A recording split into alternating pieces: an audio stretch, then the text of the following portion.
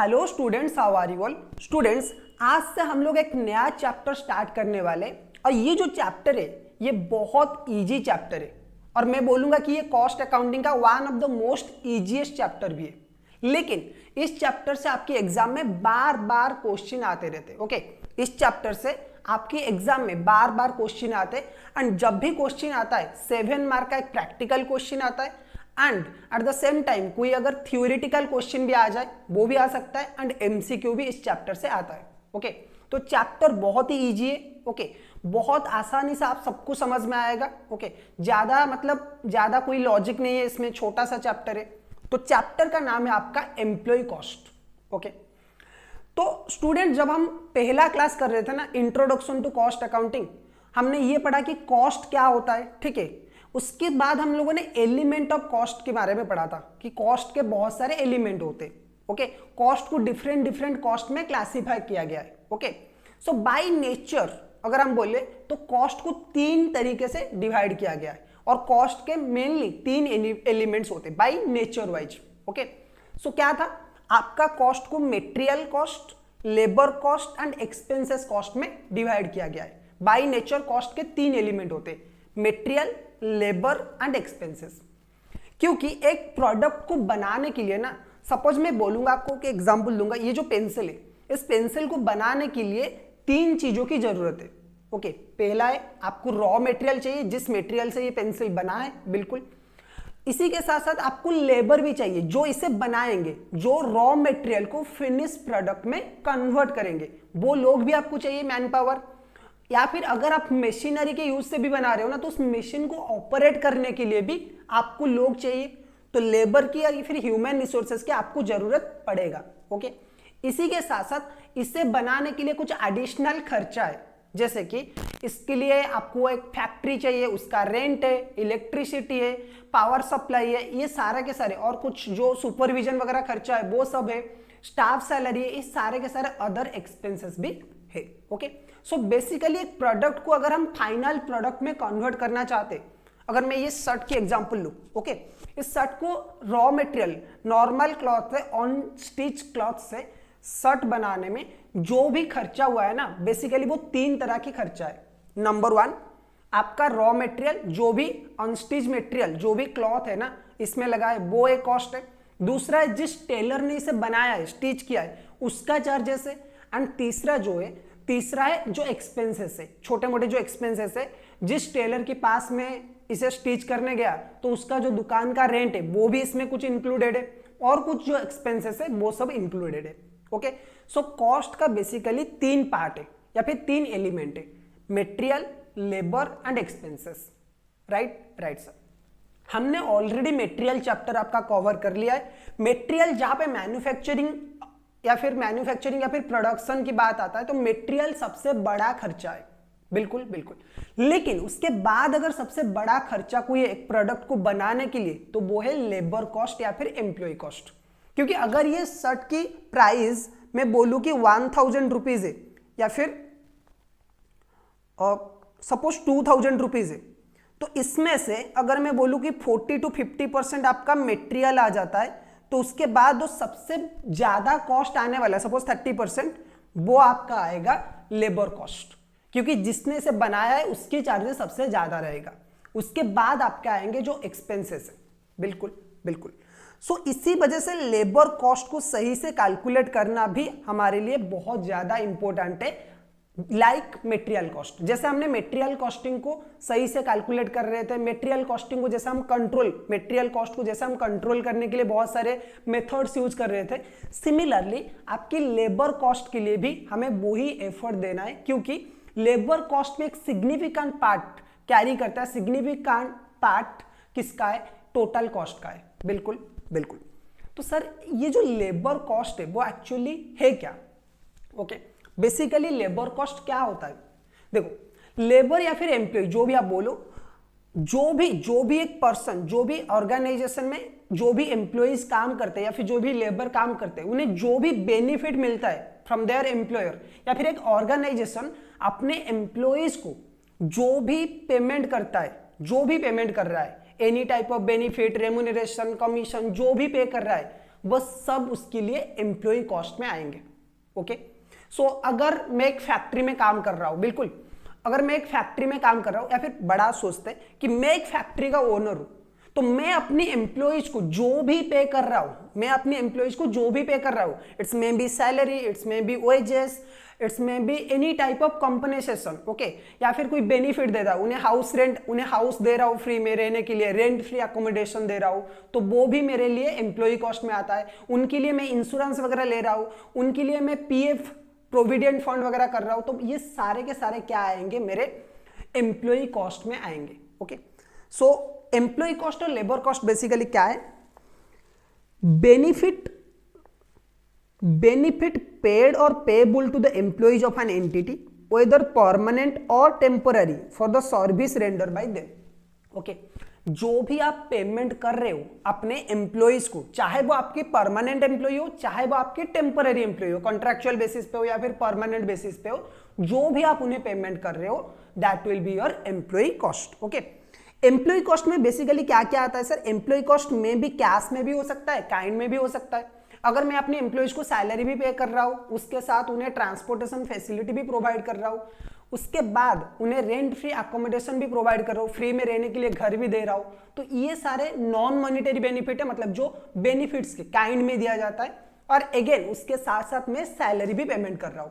तो employ benefit में क्या आएगा या फिर एम्प्लॉय कॉस्ट में क्या आएगा, बोथ मॉनिटरी बेनिफिट आपका आएगा एज वेल एज आपका नॉन मॉनिटरी बेनिफिट आएगा। ओके, सो एम्प्लॉय कॉस्ट में क्या आएगा आपका, वेजेस एंड सैलरी, ये सर बिल्कुल आएंगे, अलाउंसेस एंड इंसेंटिव्स, ये भी आपके आएंगे, payment of the over times, अगर कोई एम्प्लॉय ओवर टाइम कर रहा है ना, तो उसका भी सैलरी, उसके लिए भी जो भी हम पेमेंट कर रहे हैं वो भी आपका एम्प्लॉय कॉस्ट में आएगा। जो भी हम इंसेंटिव वगैरह, अलाउंसेस वगैरह, बोनस, कमीशन, ऐसा अगर कुछ एम्प्लॉय को दे रहे तो वो भी आपका आएगा। ओके, अलाउंसेस में जब आप टैक्स में पढ़ोगे ना, टैक्स में एक चैप्टर है आपका income from salary, direct tax में, तो वहां भी ये सारे के सारी चीजें आपको डिटेल में पढ़ाया जाएगा पूरा। ओके, कि कैसे आपका हाउस रेंट अलाउंसेस का बेनिफिट कैलकुलेशन होता है, कैसे एजुकेशन अलाउंसेस एम्प्लॉय से मिलता है तो उसका टैक्स कैलकुलेशन होता है। सिमिलरली एम्प्लॉय कॉस्ट में भी वही है कि अगर आप सपोज एम्प्लॉय को पैसा दे रहे हो टू पे the rent of a house, okay, rent of the rented house, उसका रेंट पे करने के लिए अगर आप हाउस पेमेंट कर रहे हो, रेंट पैसा दे रहे हो, तो वो भी आपके अलाउंसेस में आएगा। कोई भी मॉनिटरी बेनिफिट दे रहे हो तो वो आपका अलाउंसेस में आएगा। Okay, payment of over time आ सकता है, अगर आप अपने एम्प्लॉइज का पीएफ डिडक्ट कर रहे हो और पीएफ उनके लिए कंट्रीब्यूशन कर रहे हो, पीएफ के लिए अगर आप पैसा दे रहे हो प्रोविडेंट फंड के लिए, तो वो भी आपका आएगा। अगर अदर कोई फंड है, अगर आप कोई इंश्योरेंस वगैरह कर रहे हो तो वो भी आपका आएगा। ओके, उसके बाद अदर बेनिफिट्स जैसे मैंने बोला कि लीव ट्रैवल अलाउंसेस हो सकता है, लीव ट्रैवल कंसेशन हो सकता है। ओके, अगर आपने एम्प्लॉय को ट्रैवल, कहीं पे ट्रैवलिंग के लिए आप भेज रहे हो कि आप मैं टिकट दे रहा हूं, आप जाके घूम के आओ, वो भी हो सकता है। अगर आप अपने एम्प्लॉयज को लैपटॉप वगैरह दे रहे हो, वो भी आपके एम्प्लॉय कॉस्ट में आएगा। अगर आप अपने एम्प्लॉयज को कार वगैरह प्रोवाइड कर रहे हो, वो भी आपके एम्प्लॉय कॉस्ट में आएगा। अगर कोई गैस, इलेक्ट्रिसिटी, ये सारे जो normally daily house hold expenses है, डेली हाउस होल्ड जो यूसेज है, वो भी अगर आप भेज रहे हो तो वो भी आपका एम्प्लॉय कॉस्ट में आएगा। इनडायरेक्टली सिंपल चीज में अगर बोलूं मैं, पूरा सिंपल लैंग्वेज में, एक कंपनी अपने एम्प्लॉयज को जो भी पेमेंट करता है, वो आपका क्या है, एम्प्लॉय कॉस्ट में आएगा। ओके सर, अब बात करते हैं sir type of labour cost. Labour cost जैसे आपका मटेरियल कॉस्टिंग था ना, जैसे आपका मटेरियल कॉस्ट था, उसी तरह से आपका लेबर कॉस्ट भी दो तरह की है, दो टाइप के आपके लेबर कॉस्ट है। एक है आपका डायरेक्ट लेबर कॉस्ट एंड एक है आपका इनडायरेक्ट लेबर कॉस्ट। ओके, एक है आपका डायरेक्ट लेबर कॉस्ट और एक है आपका इनडायरेक्ट लेबर कॉस्ट।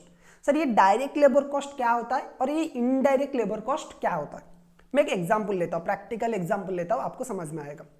सपोज मैं एक टेलर के पास गया जो कि नॉर्मली सूट बनाते, ओके, ब्लेजर सूट जो बनाते, उनके पास में गया और मैंने बोला कि मुझे एक ब्लेजर या फिर एक सूट बनाना है, ठीक है, तो उसका चार्जेस वगैरह क्या आएगा। तो उन्होंने बोला कि सर देखिए मटेरियल आपका 2000 या फिर 3000 का लगेगा। ओके, 3000 का आपका मटेरियल आएगा। उसके बाद हमारी जो स्टिचिंग चार्जेस है ना, वो 5000 के, हम अच्छे से आपका ब्लेजर वगैरह बनाएंगे, 5000 का स्टिचिंग चार्जेस है। ओके, उसके बाद अदर कुछ छोटा मोटा खर्चा आएगा आपका 500 का। ओके, टोटल आपका कॉस्ट आएगा 8500 का। मैंने बोला अच्छा ठीक है, इन तीनों कॉस्ट को मिला लो, 8500 का टोटल कॉस्ट आएगा।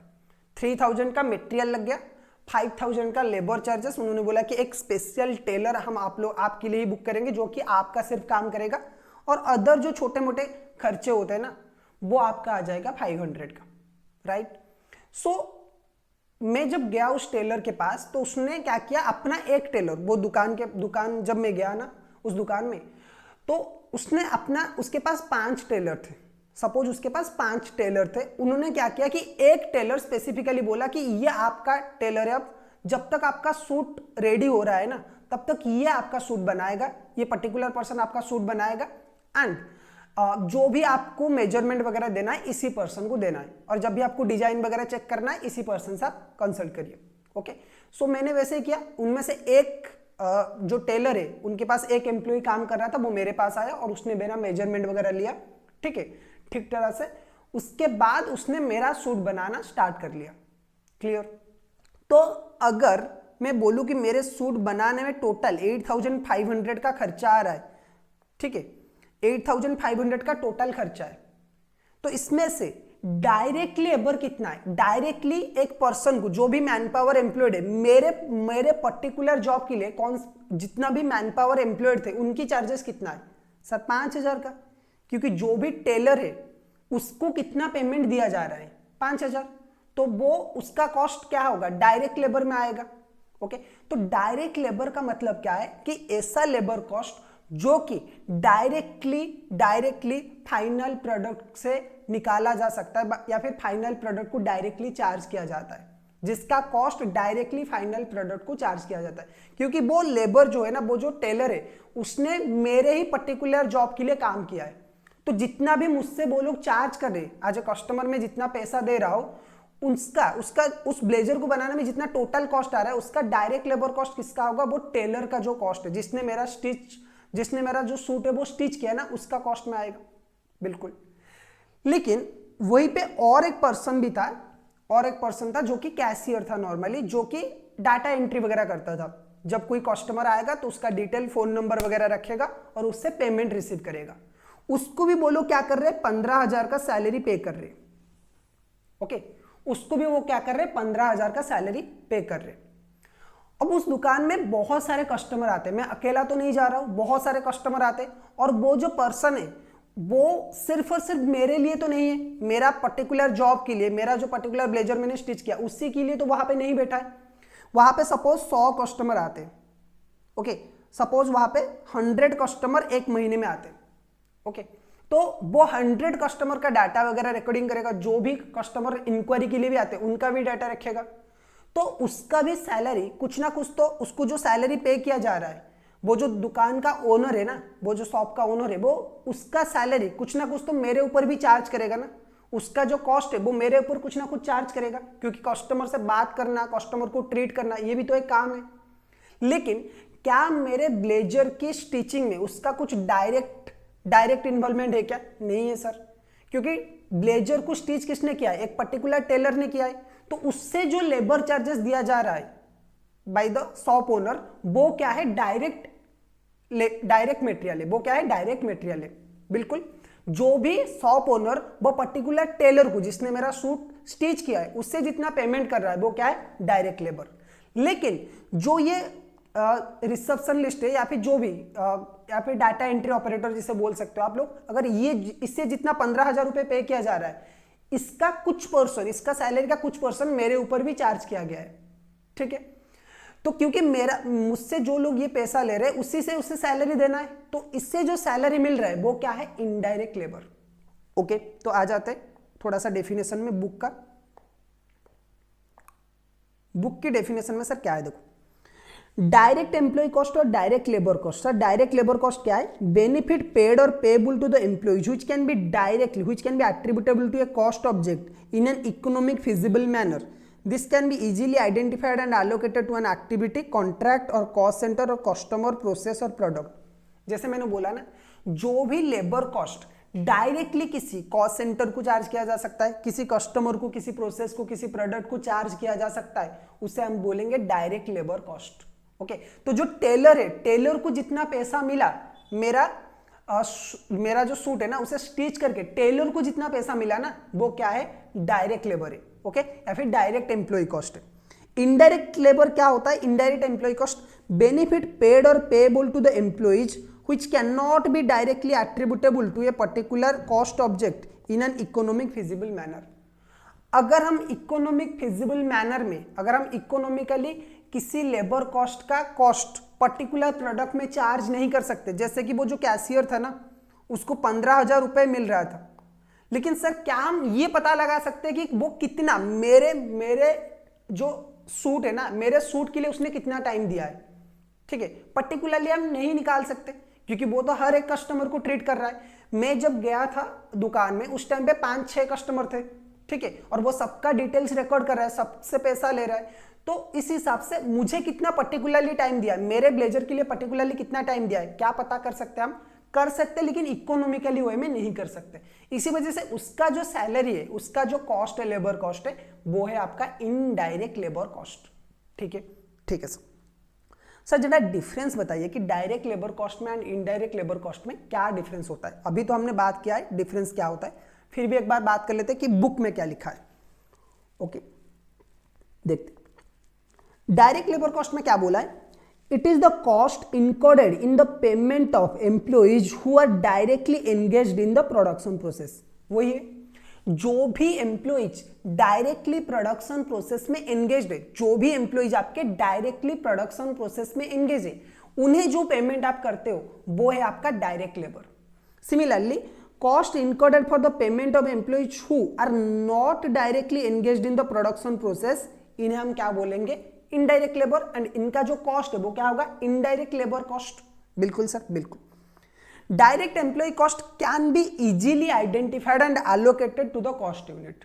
ओके, डायरेक्ट लेबर कॉस्ट जो है वो इजीली कोई भी कॉस्ट यूनिट या फिर किसी कॉस्ट ऑब्जेक्ट को इजीली आइडेंटिफाई हो सकता है एंड चार्ज हो सकता है।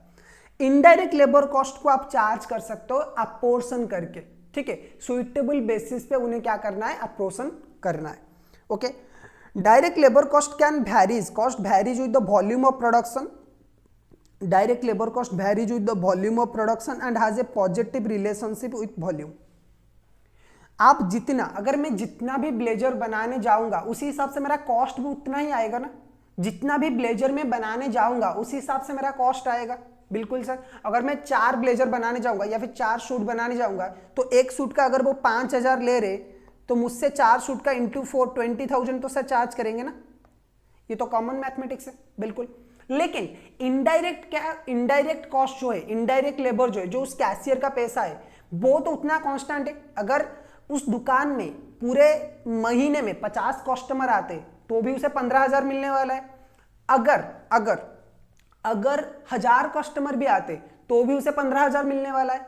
अगर 2 कस्टमर आते तभी उसे 15,000 भी मिलने वाला है। बिल्कुल बिल्कुल सर, लेकिन जो लेबर है, जो टेलर है, उस टेलर को ज्यादा पैसा मिलेगा जितना सूट आएगा, क्योंकि वो जितना सूट स्टिच करेगा उतना ही उसके लिए इनकम है, उतना ही उसके लिए कॉस्ट है। तो डायरेक्ट लेबर कॉस्ट क्या होगा, वॉल्यूम के हिसाब से इंक्रीज होगा, लेकिन इनडायरेक्ट लेबर कॉस्ट जो है वो वॉल्यूम के साथ इंक्रीज नहीं भी हो सकता है, हो भी सकता है एक सर्टेन लेवल के बाद। बिल्कुल बिल्कुल सर हम ये लेबर कॉस्ट चैप्टर क्यों पढ़ रहे हैं? देखो, आज एक कॉस्ट एंड मैनेजमेंट अकाउंटेंट, आज ए सीए में आपका काम क्या है सर, आपको बिजनेस का कॉस्ट बचाना है। जब आप ये कॉस्ट अकाउंटिंग पेपर पढ़ रहे हो ना, चाहे आप सीए कर रहे हो चाहे आप सीए में कर रहे हो, कोई फर्क नहीं पड़ता। The objective is how you should control and reduce the cost of an organisation. Okay, एक ऑर्गेनाइजेशन का प्रोडक्ट का जो कॉस्ट है उसे कैसे आपको रिड्यूस करना है, कैसे आपको कंट्रोल में रखना है, ये आपका काम है अगर आप कॉस्टिंग डिपार्टमेंट हो। ठीक है, कॉस्टिंग डिपार्टमेंट का या फिर कॉस्ट एंड मैनेजमेंट अकाउंटेंट्स का एक ही काम है, वो है कॉस्ट रिडक्शन। आप बोलते हैं ना सीएमए का वैल्यू नहीं है, कैसे वैल्यू नहीं होगा? जो लोग बोलते हैं ना कि सीएमए का वैल्यू नहीं है, बहुत ज्यादा वैल्यू है। अगर आप एक बार कंपनी के मैनेजमेंट में जाते हो, कोई भी कंपनी के मैनेजमेंट में जाते हो और आप ये कॉस्ट रिडक्शन वगैरह कर सकते हो ना प्रैक्टिकल लाइफ में, थियोरेटिकल जो भी आप बुक में पढ़ते हो ना वो कोई काम का नहीं है। अगर आप प्रैक्टिकल किसी प्रोडक्ट का कॉस्ट रिडक्शन कर सकते हो। सपोज ये पेंसिल ये 10,000 का है, ठीक है, अगर आप एप्पल के लिए इसका एप्पल को बनाने के लिए से 1,000 खर्चा करना पड़ रहा है, ठीक है, मैन्युफैक्चरिंग के लिए 1,000 खर्चा करना पड़ रहा है, तो अगर आप इसका प्रोडक्शन कॉस्ट कम कर ले ना, इसका प्रोडक्शन कॉस्ट अगर 10 रुपए भी, अगर 100 रुपए भी आपने कम कर लिया ना, तो एप्पल सोचो कितना पैसा इनकम करेगा, ठीक है। अगर आपने आईफोन को बनाने में, एक एप्पल को आईफोन बनाने में 20,000 लग रहा है, अगर आप कैसे भी करके इसे 19,000 कर लो, तो सोचो कि एप्पल आपको कितना सैलरी देगा। जस्ट इमेजिन, कोई भी सपोज एक ब्रिटानिया का बिस्किट से सोच लो ना, एक 5 रुपए का बिस्किट का पैकेट आ रहा है, ठीक है, 5 रुपए का एक बिस्किट का पैकेट आ रहा है, अगर आपने उस कॉस्ट को सिर्फ 4 रुपए 50 पैसा भी कर लिया ना, 4.5 रुपीज, तो सोचो कि उस कंपनी आपको कितना सैलरी दे सकता है। ओके, सो ये होता है कॉस्ट एंड मैनेजमेंट अकाउंटेंट्स का पावर। बिल्कुल बिल्कुल सर, ऐसा नहीं है कि आप सिर्फ अकाउंटिंग वगैरह कर रहे हो, नॉर्मली डाटा एंट्री ऑपरेटर आप बन सकते हो, तो इसका एआई के जमाने में कोई काम नहीं है, ठीक है। जैसे ही एआई डेवलप हो रहा है ना, जैसे सॉफ्टवेयर डेवलप हो रहे, तो अकाउंटेंट्स का कुछ वैल्यू नहीं रहेगा। लेकिन अगर आप डिसीजन ले सकते हो, आप कंपनी को कॉस्ट रिडक्शन में मदद कर सकते हो ना, आप कॉस्टिंग अगर उनका अच्छा कर सकते हो, तो आपकी सैलरी आप डिसाइड करोगे, कंपनी डिसाइड नहीं करेगा। आप बोलोगे कि मुझे इतना पैसा चाहिए। बिल्कुल बिल्कुल सर। अब आप जाते हैं हम लोग मेन फैक्टर में कि सर हम लेबर कॉस्टिंग, ये जो एम्प्लॉय कॉस्ट है या फिर लेबर कॉस्ट है, ये चैप्टर हम क्यों पढ़ रहे हैं।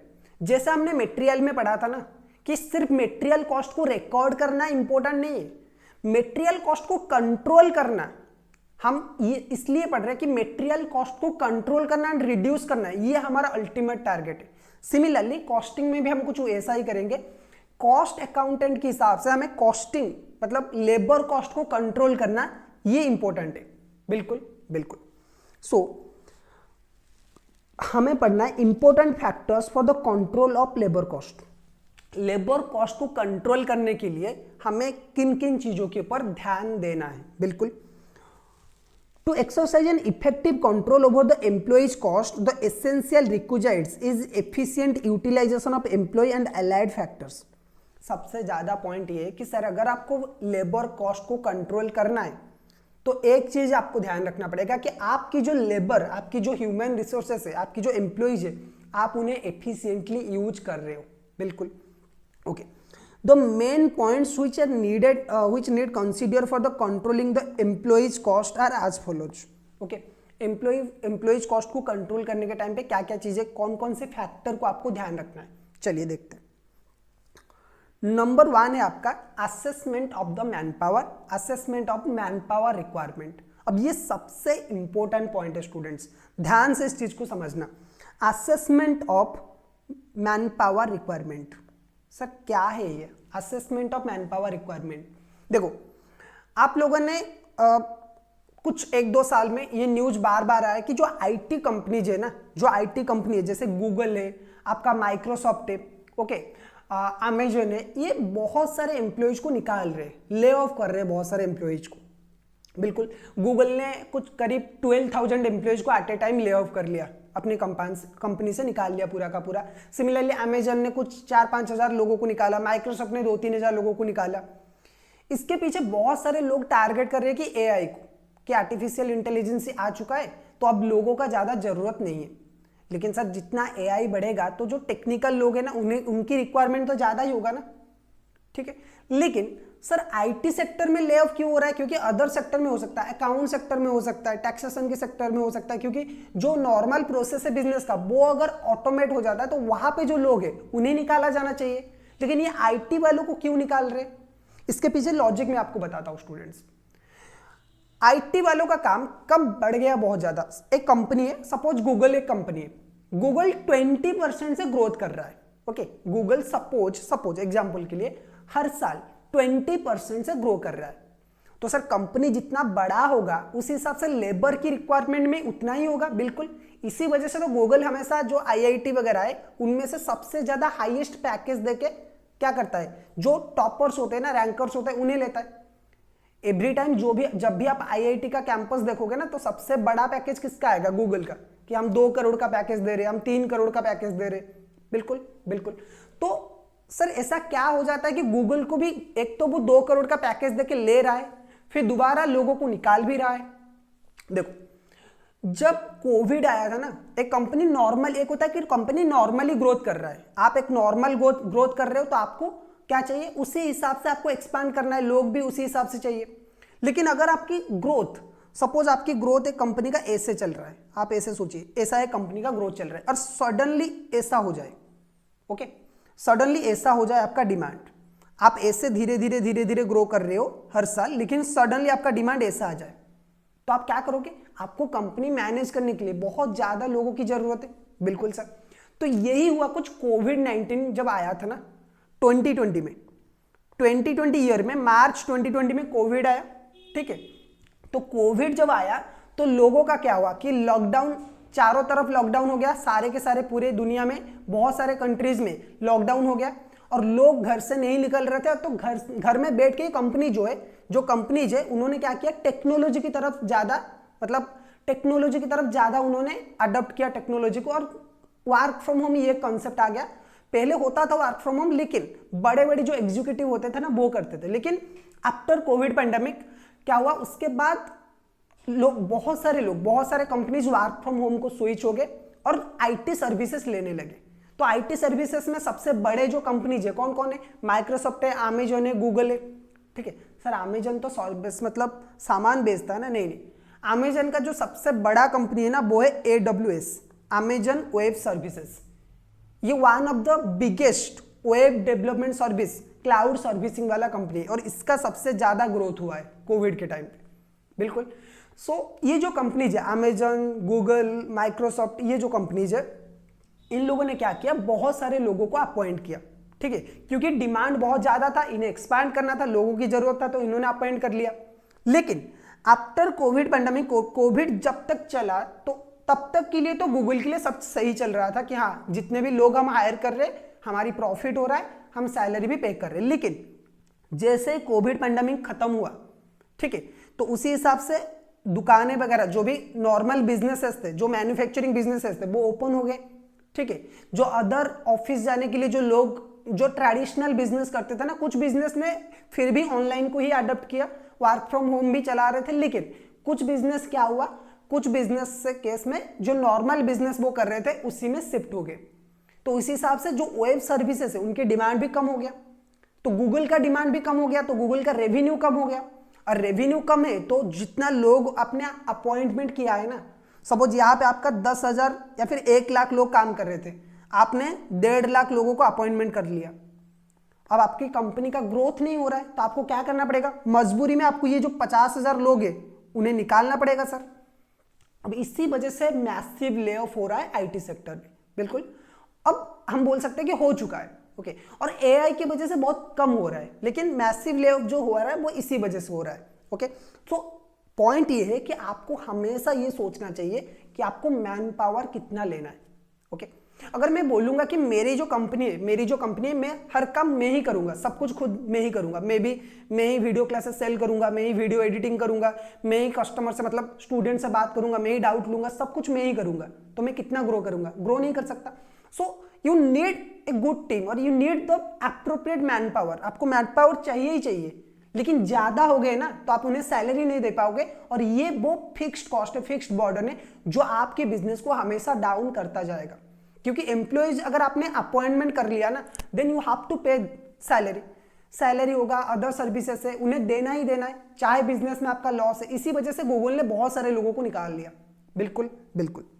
सो assessment of the man power, this is one of the main important point जो एक बिजनेस को हमेशा सोचना चाहिए, ठीक है। इसीलिए जो एचआर होते हैं ना, उन्हें इतने सैलरी दिया जाता है कि आपको किस तरह से अच्छे मैन पावर हायर करना है, कब हायर करना है, कितने प्राइस में हायर करना है, ये इंपॉर्टेंट है, ओके। उसके बाद आता है control over time keeping and time booking.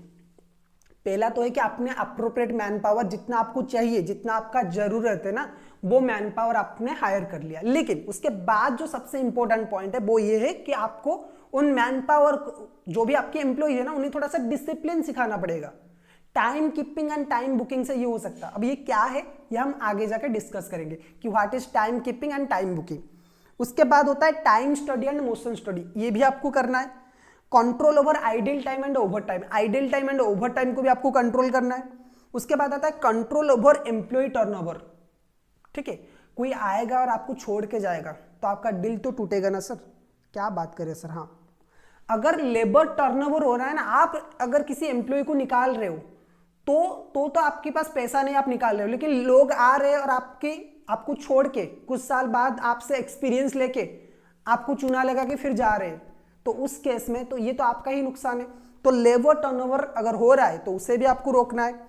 Wages and system, incentive system, अगर एम्प्लॉयज को आप सही तरीके से पेमेंट कर रहे हो, ठीक है, तो ही मतलब अगर आपने राइट टाइम पे उन्हें सैलरी पेमेंट कर रहे हो, राइट सैलरी, जितना उनकी सैलरी है उतना पेमेंट कर रहे हो, तो वो आपके साथ रहेंगे, वरना छोड़ के चले जाएंगे।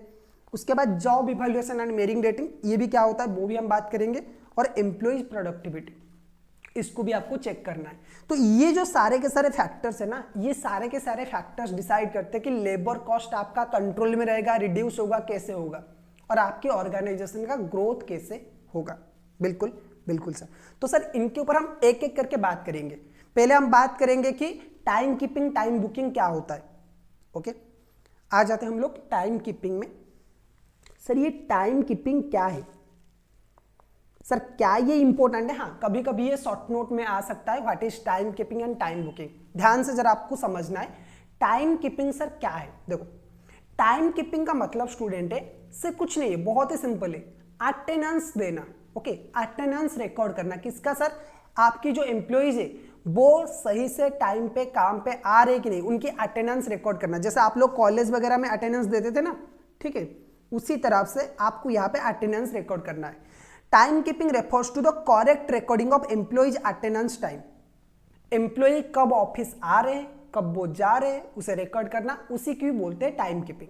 बिल्कुल बिल्कुल सर। टाइम बुकिंग क्या है? देखो, time keeping and time booking के बीच में डिफरेंस क्या है? द लैटर, टाइम कीपिंग का मतलब क्या है? To break the time off, जो टाइम बुकिंग है वो क्या है? Time booking refers to the breakup of time on various jobs, while former implies to a record of the time spent on employees in a factory। छोड़ो, time keeping and time booking के बीच में major difference क्या है? Time keeping सिर्फ ये बताता है कि आपका ऑफिस में आपने कितना टाइम स्पेंड किया है, आप कब ऑफिस में एंट्री लिया, आपने कब ऑफिस से आपने एग्जिट लिया, ठीक है। और टाइम बुकिंग का मतलब क्या है? टाइम बुकिंग का मतलब है आपने ऑफिस में जो जो भी काम किया है उस काम के लिए आपने कितना टाइम दिया है, वो है आपका टाइम बुकिंग। बहुत ही सिंपल क्वेश्चन है, कभी कभी एग्जाम में आ सकता है। What is the difference between time keeping and time booking? Time keeping का मतलब है recording of attendance of the employees. जो भी एम्प्लॉइज ऑफिस आ रहे एंड ऑफिस से जा रहे, उनकी अटेंडेंस रिकॉर्ड करना ही आपका है टाइम कीपिंग। सो ऑब्जेक्टिव सर क्या है टाइम कीपिंग का? टाइम कीपिंग का सर ऑब्जेक्टिव्स क्या क्या है? बहुत ही सिंपल ऑब्जेक्टिव है स्टूडेंट्स। टाइम कीपिंग हम क्यों करते हैं? क्योंकि कुछ लोग होते हैं कामचोर, जो कि ऑफिस 10 बजे तो ऑफिस है लेकिन आएंगे 12 बजे, ठीक है। जैसे इनकी ससुराल है उसी तरह से आ जाएंगे, 12 बजे आएंगे, 4 बजे चले जाएंगे। इसी वजह से इन जैसे लोगों को रोकने के लिए आपको प्रॉपर डिसिप्लिन मेंटेन करने के लिए आपको टाइम कीपिंग करना चाहिए, यानी कि अटेंडेंस रिकॉर्ड करना चाहिए। तो क्या क्या ऑब्जेक्टिव है देख लो।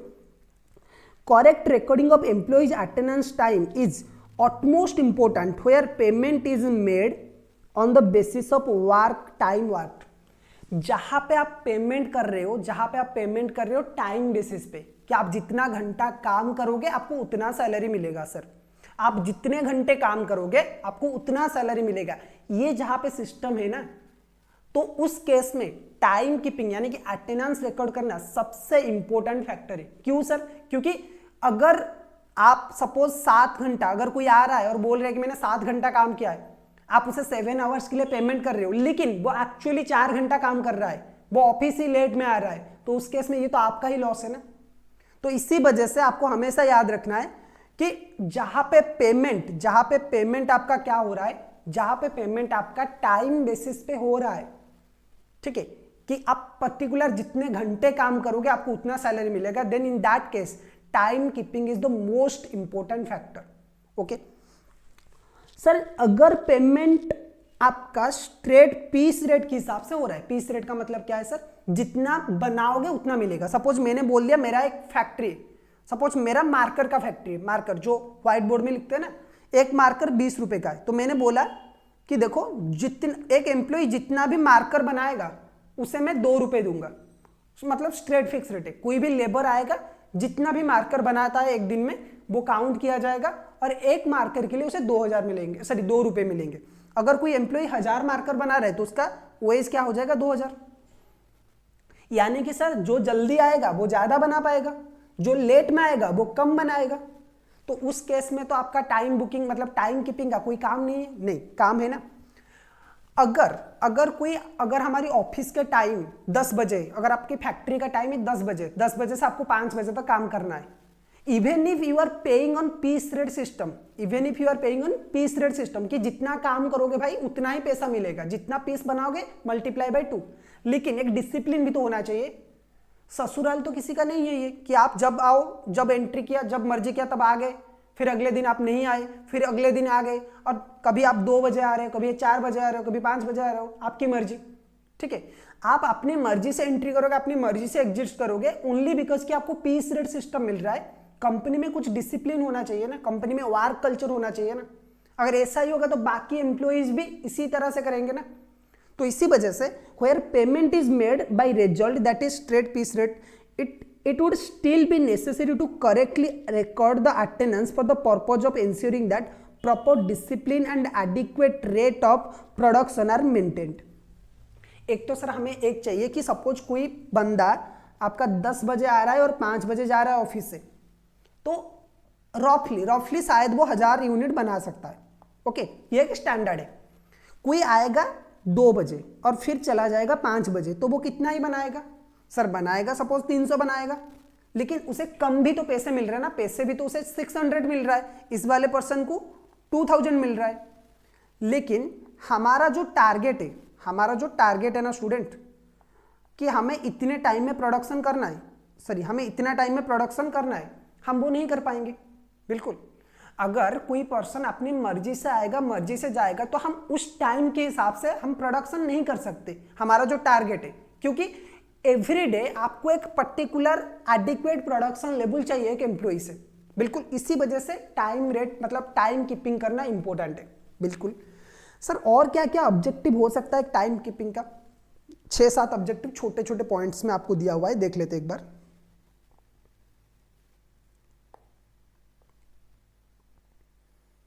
ओके, चलो देख लेते।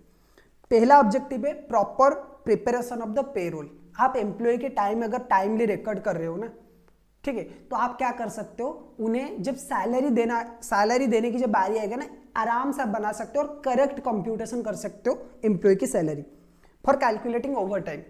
अगर हम टाइम वाइज मतलब टाइम के हिसाब से पे कर रहे हैं ना, अगर कोई एम्प्लॉय हमारी ऑफिस का टाइम 10 से 5 ये नॉर्मल टाइम है, लेकिन अगर कोई एम्प्लॉय 7 बजे जा रहा है ना, सो बेचारा बहुत मेहनती एम्प्लॉय है, उसे ज्यादा सैलरी देना चाहिए, ओवर टाइम हम उसे पे करना चाहिए ना। बिल्कुल, तो हम वो भी निकाल सकते हैं, calculating over time for ascertaining and controlling the employ cost. Okay, बहुत ही ये सबसे इंपॉर्टेंट है, क्योंकि आपको एम्प्लॉय कॉस्ट अगर कंट्रोल करना है, तो अगर आप टाइम बेसिस पे कर रहे हो, मंथली आप पे कर रहे हो, तो उस हिसाब से आपको टाइम मेंटेन करना सबसे ज्यादा इंपॉर्टेंट है। उसके बाद है ascertaining द आइडल टाइम। एक एम्प्लॉय कितना टाइम आइडल रहता है वो भी आप निकाल सकते हो through time keeping. For disciplinary purpose, जैसे मैंने बोला कि अगर आप even if you are paying on piece rate basis, फिर भी आपको डिसिप्लिन पर्पज के लिए कंपनी में क्या चाहिए, टाइम कीपिंग सिस्टम मेंटेन करना चाहिए, अटेंडेंस मेंटेन करना चाहिए।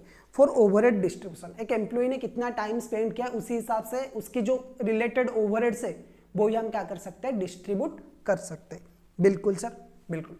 तो ये है आपके टाइम कीपिंग के कुछ ऑब्जेक्टिव्स, कुछ इंपॉर्टेंट ऑब्जेक्टिव्स, जो कि टाइम कीपिंग जिस वजह से आपका टाइम कीपिंग किया जाता है। Okay okay sir.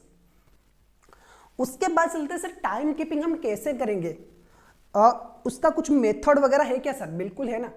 पुराने जमाने से टाइम कीपिंग का बहुत सारे मेथड है जो चलता आ रहा है, और आजकल के एआई के टाइम पे तो और भी ज्यादा एडवांस हो चुके हैं। बिल्कुल, टाइम कीपिंग के क्या क्या मेथड है सर? 2 मेथड है आपका टाइम कीपिंग का। जो एक पुराने जमाने में फॉलो होता आ रहा था वो है, जो कि आज भी स्टिल आज भी बहुत सारे ऑर्गेनाइजेशन में फॉलो होता है, और एक है आपका मैकेनिकल मेथड और एडवांस मेथड।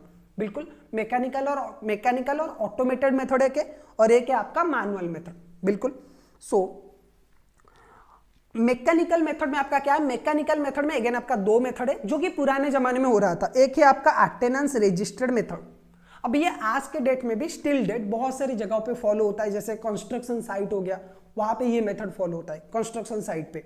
या फिर अगर आप बोलोगे कि छोटे मोटे जो ऑर्गेनाइजेशन है, कॉन्ट्रैक्टर वगैरह होते हैं ना, वो भी ये मेथड फॉलो करते हैं। इस मेथड में क्या होता है, कुछ नहीं होता है, एक पर्सन को आप बिठाओगे, ओके, एक अटेंडेंस, एक डेली रजिस्टर आप उन्हें दे दोगे, ठीक है। वो क्या करेगा, टाइम, डेट, टाइम, एम्प्लॉय का नाम और उसका entry time and exit time दोनों रिकॉर्ड करेगा। ऐसे होगा, देखो, एक ये होगा उसका, एक होगा डेट आपका, एक होगा नेम, एम्प्लॉय का नेम, एक होगा एंट्री टाइम और एक होगा एग्जिट टाइम। बस सिंपल ऐसा ही होता है, ठीक है। आप खुद भी बना सकते हो, कोई भी एक नॉर्मल पेपर ले लो, उसमें ऐसे ही कलम्स बना लो, ऐसे ही फॉर्मेट बना लो। यहाँ पे आपको डेट डालना है, ठीक है, यहाँ पे आपका एम्प्लॉय का नाम डालना है, यहाँ पे एंट्री और एग्जिट, और एक भी आप डाल सकते हो, वो है सिग्नेचर, ओके। जो भी एम्प्लॉय है वो सिग्नेचर करेगा तो वो भी डाल सकते हो आप, ओके। सो एम्प्लॉयज क्या करेंगे, अपनी डेट, नेम डालेंगे, यहाँ पे एंट्री और यहाँ पे एग्जिट, खत्म, ओके, और एक सिग्नेचर कर लेंगे। तो ये सबसे पुराना मेथड है, क्या है, सबसे पुराना मेथड है टाइम कीपिंग का, इसे बोला जाता है अटेंडेंस रजिस्टर्ड मेथड, ओके। और उसके साथ साथ एक और मेथड है जो कि फैक्ट्री वगैरह में फॉलो किया जाता है, जो है टोकन और डाइस मेथड। इसमें क्या होता है, एम्प्लॉयज को एक टोकन दिया जाता है और उस टोकन के साइड में लिखा जाता है कि आपने कितना काम किया है, ठीक है। सपोज टोकन 21 मुझे दिया गया और कितने टाइम में वो इश्यू किया गया है वो लिखा जाएगा, ठीक है। आप क्या करोगे, जब मतलब एक सपोज आप टोल गेट सोच लो, टोल गेट आप लोगों ने देखा होगा, बिल्कुल टोल गेट के टाइप पे। अब क्या होगा, बहुत सारे टोकन वहां पे होगा। आप क्या करोगे, जब आप एंट्री करोगे ना, टोकन नंबर 21, सपोज मुझे एक टोकन मिला टोकन नंबर 21, टोकन नंबर 21 के साइड पे मेरा नाम लिखा गया, मतलब वो उसमें भी एक रजिस्टर ही मेंटेन करना पड़ता है, उस रजिस्टर में टोकन नंबर 21 किसे इशू किया गया है वो लिखा गया। जब मैं रिटर्न करूंगा तो टोकन नंबर 21 कब मिला वो भी कर सकते हो। और इस टोकन को थोड़ा सा एडवांस में बहुत सारे लोग मेंटेन करते हैं कि एक मशीन होगा, वेंडिंग मशीन के टाइप पे, जहां पे आप टोकन एंट्री के टाइम पे आप टोकन लोगे और एंट्री जब आप एग्जिट करोगे तो टोकन डाल दोगे, तो वो ऑटोमेटिकली आपका टाइम रिकॉर्ड कर लेगा। बिल्कुल, टोकन मेथड बहुत पुराना हो चुका है और बहुत कम फॉलो किया जाता है। बिल्कुल, इन दोनों जगहों पे ना मैनुअल मेथड में एक ही डिमेरिट है। मैनुअल मेथड में जो सबसे बड़ा डिमेरिट है ना, या फिर सबसे बड़ा जो डिसएडवांटेजेस है, वो है मैनिपुलेशन का। यानी कि जो भी पर्सन वहां पे इंचार्जर है या फिर जो भी टाइम कीपर है, अगर कोई वॉचमैन है या फिर कोई पर्सन है जो कि ये रजिस्टर मेंटेन कर रहा है, आप उसे पैसे दे दो और वो आपका मतलब फॉल्स रजिस्ट्रेशन पुट कर सकता है। सपोज मैं आज ऑफिस आया ही नहीं हूं, जैसे बहुत सारे बच्चे करते हो ना, आप लोगों ने किया होगा कि कॉलेज जाते हैं, कॉलेज में अगर आपको अटेंडेंस देना है, नॉर्मल जो गवर्नमेंट कॉलेज होता है ना, वो आज भी वहां पे मैनुअल अटेंडेंस लिया जाता है। तो उस केस में क्या होगा कि कॉलेज में प्रोफेसर आपको पूछेगा कि अटेंडेंस दे दो एक पेपर में लिख के, तो आप वो पर्सन का भी लिख लोगे। सपोज मैं आज कॉलेज गया हूं, मेरा फ्रेंड नहीं आया, मैं उसका भी नाम लिख दूंगा, उसका भी रोल नंबर लिख के उसका भी अटेंडेंस डाल दूंगा, ठीक है, ऐसा होता है। या फिर कॉलेज में बहुत सारे प्रोफेसर को आप पैसे भी दे देते हो कि सर अटेंडेंस बस संभाल लेना, ओके, हमें तो बस मजे करना है, आप क्या करना है, हम कॉलेज आएंगे नहीं, आपको पैसा देते रहेंगे टाइम पे, और आप क्या करना है, अटेंडेंस संभाल लेना। ये गवर्नमेंट कॉलेज में बहुत होता है। लेकिन अगर आप सेम टाइम में प्राइवेट कॉलेज में जाओगे तो वहां पे एडवांस, प्राइवेट में अगर अच्छे कॉलेज में जाओगे तो वहां पे बहुत सारे एडवांस टेक्नोलॉजी है अटेंडेंस मेजर करने के लिए। तो इसमें मेजर डिसएडवांटेजेस जो है वो है मैनिपुलेशन का, ओके, कि फॉल्स अटेंडेंस आप डाल सकते हो, दोनों टोकन मेथड में भी एंड जो रजिस्टर है ना, अटेंडेंस रजिस्टर मेथड, उसमें भी, दोनों में एक ही प्रॉब्लम है कि फॉल्स अटेंडेंस जो है वो कोई भी पर्सन डाल सकता है जिसके पास रिकॉर्ड्स रहते। उसके बाद आता है मैनुअल और mechanical and automated method. Mechanical and automated method में सर डिफरेंस, मतलब इंपॉर्टेंट पॉइंट क्या है, आज के टाइम पे दो मेथड नॉर्मली फॉलो किया जाता है। इंडिया में दो है, लेकिन प्रैक्टिकल लाइफ में अगर आप देखोगे ना 2-3 है। जैसे कि एक होता है आपका पंच कार्ड अटेंडेंस मेथड और एक होता है आपका बायोमेट्रिक अटेंडेंस मेथड। अब ये सबसे मतलब बेस्ट, इसको आप बोल सकते हो बेस्ट और सबसे लेटेस्ट भी है। देखो, पंच कार्ड अटेंडेंस मेथड क्या होता है, एम्प्लॉय को आइडेंटिटी कार्ड दिया जाता है और उस आइडेंटिटी कार्ड में चिप वगैरह लगा होता है, ओके, और वो क्या करोगे आप, उस मतलब एक सेंसर लगा होता है। जब आप, अगर आपको एक केबिन दिया गया ना पूरा का पूरा, अगर आपको एक रूम पूरा का पूरा अपने ऑफिस में अलॉट किया गया है, तो उसके डोर के सामने वो लगा होगा वो सेंसर, आप अपनी कार्ड वहां पे स्वाइप करोगे या फिर आप अपने कार्ड को वहां पे पंच करोगे, वहां से रीडिंग के लिए उस कार्ड को वहां पे पंच करोगे तो वो आपका रीडिंग ले लेगा, आपका अटेंडेंस रिकॉर्ड कर लेगा। बिल्कुल। और अगर आपका मतलब मास एरिया में आप काम कर रहे हो ना, मतलब एक कॉमन एरिया में आप काम कर रहे हो, तो आपकी सिस्टम के साथ वो अटैच होता है, ठीक है। आपकी सिस्टम या फिर उसके साइड में जहां पे आप काम कर रहे हो, आपकी डेस्क के पास में एक मशीन होगा जहां पे आप पंच करोगे तो आपके अटेंडेंस रिकॉर्ड हो जाएगा। या फिर बहुत सारी जगहों पे ऑफिस का जो एंट्री गेट होता है ना, वहां पे भी पंच कर लेते हैं, मतलब वो मशीन रखते हैं, कोई आएगा तो पंच करेगा तभी उसका अटेंडेंस रिकॉर्ड होगा, वरना नहीं होगा।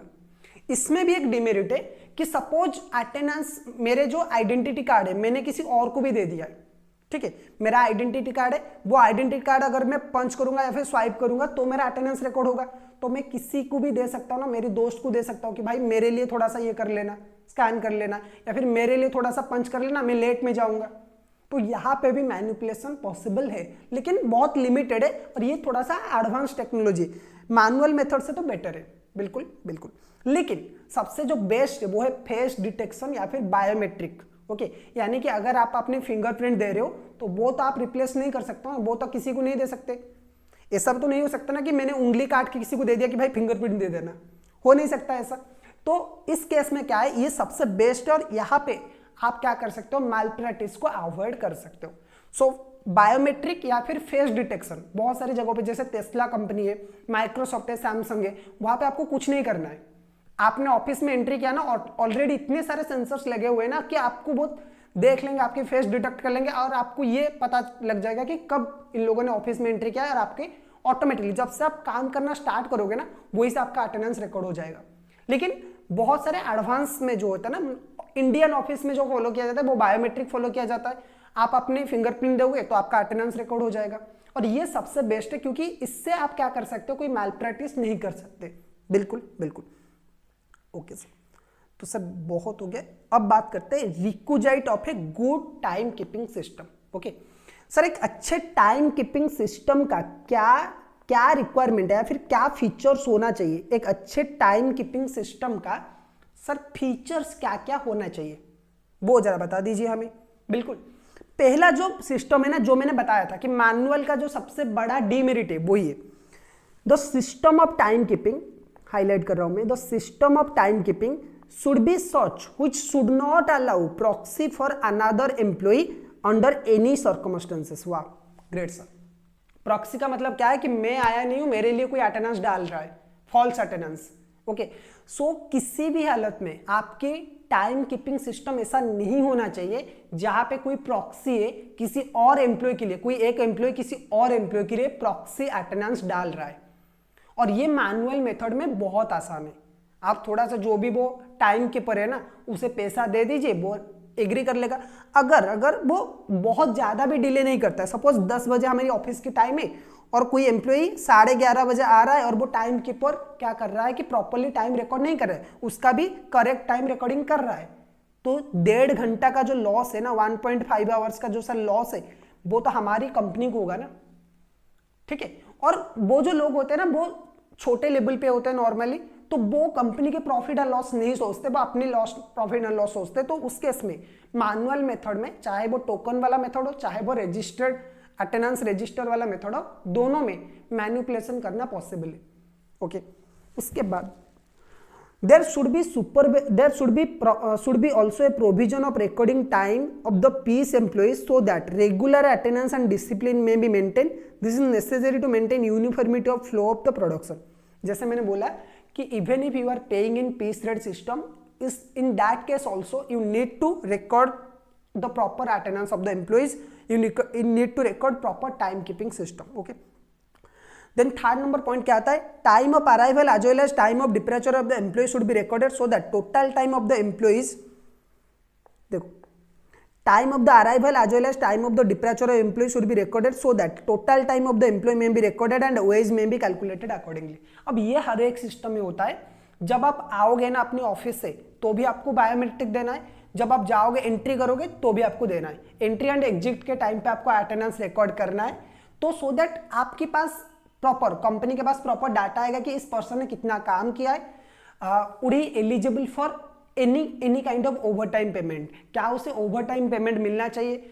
अटेंडेंस रजिस्टर टाइम में भी वही है कि आप एंट्री टाइम पे एक सिग्नेचर करोगे और एग्जिट टाइम पे एक और सिग्नेचर करोगे। कंपनी ऐसा भी कर सकता है कि दो अलग अलग पर्सन को रख सकता है कि एंट्री के टाइम पे एक पर्सन एंड एग्जिट के टाइम पे दूसरा पर्सन। बिल्कुल। नंबर 4 क्या बोल रहा है, नंबर 4 है ये, आज फार आज पॉसिबल, सॉरी उल्टा कर लिया मैंने, as far as possible method of recording of time should be mechanical so that chance of dispute regarding the time may not be arise between employee and the time keeper. देखो manual में क्या हो सकता है ना कि शायद जो टाइम कीपर है एंड जो एम्प्लॉय है दोनों के बीच में झगड़ा हो जाए। एम्प्लॉय बोलेगा कि नहीं मैं 10 बजे आया हूं और टाइम कीपर बोलेगा नहीं नहीं आपका तो यहाँ पे रजिस्टर में 11 बजे और 11:30 बजे का जो एंट्री है वो पड़ा है। तो हो सकता है कि टाइम कीपर जानबूझ के इसे एरर बना सकता है, या फिर कोई एरर नॉर्मली भी हो सकता है। टाइम कीपर जानबूझ के किसी एम्प्लॉय को, अगर किसी एम्प्लॉय का टाइम कीपर के साथ कोई बनता नहीं है, ठीक है, सपोज मैं क्या करूं, जैसे नॉर्मल अगर गवर्नमेंट कॉलेज में बोलूंगा कि किसी लेक्चर के साथ मेरा झगड़ा हो गया, ठीक है, किसी लेक्चरर के साथ मेरा झगड़ा हो गया, तो मैं तो अटेंडेंस डाल रहा हूं लेकिन वो एब्सेंट डाल रहा है, ठीक है, मैं रोज कॉलेज जा रहा हूं और वो एब्सेंट डाल रहा है हमेशा, उसकी क्लास में हमेशा एब्सेंट, ठीक है। तो इससे क्या होगा, इससे एक चीज होगा कि डिस्प्यूट हो सकता है। लेकिन अगर आप बड़े कॉलेज में जाओगे ना, या फिर बड़े फैक्ट्री में, मतलब बड़े कंपनी में जाओगे ना, तो उस केस में क्या करना है, आपको फिंगरप्रिंट देना है, तो आपकी फिंगरप्रिंट से आपकी डाटा ऑटोमेटिकली रिकॉर्ड हो जाएगा एक सिस्टम में, तो वहां पे टाइम कीपर को आप ब्लेम नहीं कर सकते। ओके, उसके बाद late comer should be recorded late arrival, any relaxation by the time keeper in this regard will encourage indiscipline. देखो अगर कोई लेट में आ रहा है और टाइम कीपर उसे लेट में रिकॉर्ड नहीं कर रहा है, ठीक है, और पैसा दे रहा है, सपोज गवर्नमेंट कॉलेज में क्या हुआ कि मैं गया और मैंने बोला कि सर एक काम करिए 1000 रुपए रखिए, इस महीने का अटेंडेंस आप संभाल लीजिए। अगर प्रोफेसर ने ये एग्री कर लिया ना प्रोफेसर ने, तो उस केस में क्या होगा कि बाकी बच्चे इसमें डिस्करेज हो जाएंगे। बाकी बच्चे बोलेंगे हम सर मेहनत में आ रहे हैं कॉलेज, हम लोग मेहनत करके मुश्किल से कॉलेज आ रहे हैं और आप लोग पैसा लेके अटेंडेंस डाल रहे हो, तो हम क्यों आएंगे, हम भी तो घर में पढ़ सकते हैं। बिल्कुल। तो उसी तरह से अगर कोई कंपनी में ऐसा चल रहा है कि अटेंडेंस रजिस्टर, जो भी अटेंडेंस कीपर है ना, टाइम कीपर, वो पैसा लेके गलत टाइम रिकॉर्डिंग कर रहा है, तो उस केस में बाकी के जो एम्प्लॉइज है ना, उन्हें भी क्या एनकरेज मिलेगा, उन्हें भी वही एनकरेजमेंट आएगा कि सर हम भी पैसा देते, हम भी लेट में आते और हम भी ज्यादा पैसा लेंगे। ओके, सपोज ऑफिस का टाइम है 10 to 5, मैं आया सपोज 12 बजे, लेकिन टाइम कीपर ने ओरिजिनली शो किया कि 10 टाइम पे ये आया है और 5 बजे तक काम किया है, तो मुझे पूरा सैलरी मिलेगा। सेम जो एम्प्लॉय 10 बजे आया होगा ना, उसे भी पूरा सैलरी मिलेगा। ओके, तो दोनों एक एम्प्लॉय ज्यादा काम कर रहा है और एक एम्प्लॉय कम काम कर रहा है, ठीक है, एक एम्प्लॉय ज्यादा काम कर रहा है और एक एम्प्लॉय कम काम कर रहा है, लेकिन दोनों में क्या है कि एक सिस्टम को मैनिपुलेट कर रहा है, तो दूसरे जो लोग हैं वो क्या करेंगे, यही सिस्टम नॉर्मल क्या के वो भी फॉलो करेंगे। उसके बाद 6 नंबर पॉइंट देख लो, the system should be simple, smooth and quick. Okay, system ऐसा होना चाहिए सर, स्मूथ होना चाहिए, सिंपल होना चाहिए और जल्दी होना चाहिए। जैसे फिंगरप्रिंट है, फिंगरप्रिंट क्या करना है, आपको सिंपल डालना है, इमीडिएटली वो फिंगरप्रिंट डिटेक्ट कर लेगा, तो जल्दी आप कर सकते हो। जैसे नॉर्मली कोई ऑफिस वगैरह होता है ना, छोटा सा ऑफिस है, तो वो एंट्री गेट में क्या करते हैं, फिंगरप्रिंट लगा लेते हैं। तो अगर बाकी के मतलब एक ही टाइम पे बहुत सारे एम्प्लॉय आ रहे हैं, तो उस केस में क्या होगा, अननेसेसरी क्यू हो जाएगा ना वहां पे। इसीलिए बड़े बड़े जो फैक्ट्री होते हैं ना, वो क्या करते हैं, आपके डेस्क के पास ही क्या करेंगे, फिंगरप्रिंट लगा लेंगे। तो आप जाओगे अपनी जहां पे काम करना है वहीं पे बैठ जाओगे, जब आप फिंगरप्रिंट डालोगे आपका क्या आ जाएगा, मल्टीपल फिंगरप्रिंट ऑप्शंस होते हैं वहां पे, तो आप जहां पे काम कर रहे हो वहीं पे फिंगरप्रिंट लगेगा, तो जैसे ही आप डालोगे वहां पे आपका अटेंडेंस रिकॉर्ड हो जाएगा। Okay, system should be review and maintain periodically to prevent any error. Okay, system आपको पीरियडिकली चेक करना है, कोई भी अगर एरर वगैरह आ रहा है ना, उसे पीरियडिकली आपको चेक करना है। ओके, और बार बार वो सिस्टम को रिव्यू करना है। शायद कोई मैकेनिकल मतलब ऑटोमेटेड मेथड में भी शायद टेक्निकल एरर कुछ हो सकता है, तो इस वजह से आपको इमीडिएटली उसे हमेशा चेक करता है, मतलब रेगुलरली पीरियड ऑफ इंटरवल में आपको उसे चेक करना चाहिए। बिल्कुल बिल्कुल सर। तो सर ये था टोटल टाइम कीपिंग का पूरा थ्योरी। ओके, हमने आज के क्लास में क्या पढ़ा स्टूडेंट्स, बहुत ही सिंपल है। ये वाले पार्ट में हम लोगों ने क्या पढ़ा, एम्प्लॉय कॉस्ट क्या होता है, टाइप्स ऑफ एम्प्लॉय कॉस्ट क्या होता है, difference between your direct employ cost and indirect employ cost, क्या क्या फैक्टर कंसीडर करना चाहिए to control employee cost. Okay, उसके बाद टाइम कीपिंग क्या होता है, ऑब्जेक्टिव ऑफ टाइम कीपिंग क्या होता है, what are the various methods of time keeping and what are the requisites of a good time keeping system. Okay, उसके बाद हम लोग क्या पढ़ेंगे, टाइम बुकिंग पढ़ेंगे। ओके, टाइम बुकिंग के डिफरेंट मेथड्स है वो पढ़ेंगे, और उसके बाद time keeping and time booking के बीच में डिफरेंस पढ़ेंगे। ओके, तो नेक्स्ट पार्ट में मिलते हैं, तब तक के लिए आप एक ब्रेक ले लीजिए।